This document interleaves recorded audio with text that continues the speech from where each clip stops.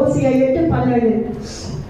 என் வேதத்தின் மகத்துவங்களை அவர்களுக்கு எழுதி கொடுத்தேன், அவைகளை அந்நிய காரியமாய் எண்ணினார்கள். ஆமென். ஹல்லேலூயா. ஹல்லேலூயா. நம்ம ஆண்டவர் இவ்வளவு வாக்குத்தத்தங்களை பைபிள்ல கொடுத்துருக்காரு. நம்ம அவர் மறந்துட்டாரு, என் நம்பிக்கை போயிடுச்சு, என் நாட்கள் போயிடுச்சு, நம்ம நீ சொல்லக்கூடாது. ஏன்னா நான் மகத்துவங்களை எழுதி உன் கையில் கொடுத்துருக்குறேன். நீ அதை அந்நிய காரியமா அந்த நேரம் படிக்கிற, அடுத்த நேரம் படிக்கிற, தேவைக்கு படிக்கிற, மற்ற காரியங்களுக்கு படிக்கிற, மீதி நேரத்துல எல்லாம் என்னை மறந்து தூக்கி போட்டது நீ தானே தவிர நான் இல்லைன்னு சொல்றாரு. அதே ஓசியா 13:6 உன்னை நான் எல்லாவற்றிலும் நான் திருப்தி ஆக்கியிருக்கிறேன். அந்த திருப்தி அந்த சந்தோஷம் வந்தேன்னா உன் இறுதிய மேட்டிமையாகி நீ என்னை விட்டு பின்னாடி போனையே தவிர உன்னை நான் விட்டு விலகவே இல்லைன்னு சொல்லி வேத வசனம் சொல்லி கொண்டிருக்கிறது.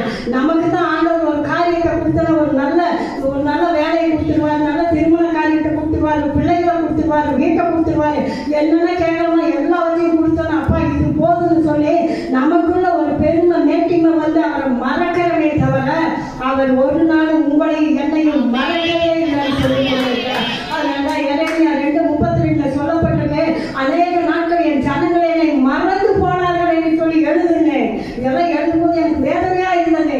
இந்த இடத்துல யார் நீங்களும் நானும் இருந்தாலும் அது தினம் இந்த வேதத்தின் மகத்துவங்களை படிக்கணும்.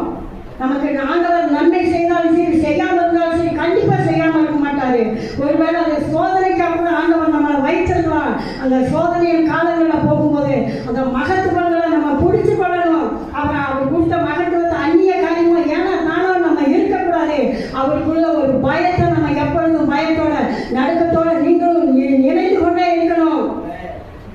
அவரை நம்ம மறந்து போயிருந்தால் ஆண்டவரே என்ன மன்னிங்க, இந்த வேதத்துல ரகசியங்களை மகத்துவங்களை நீங்க கொடுத்தீங்கப்பா, அதையெல்லாம் நான் என்னாம போயிட்டேன் ஆண்டவர்கிட்ட கேட்கணும்.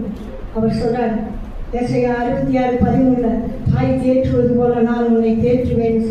ஏசப்பா எவ்வளவு நல்ல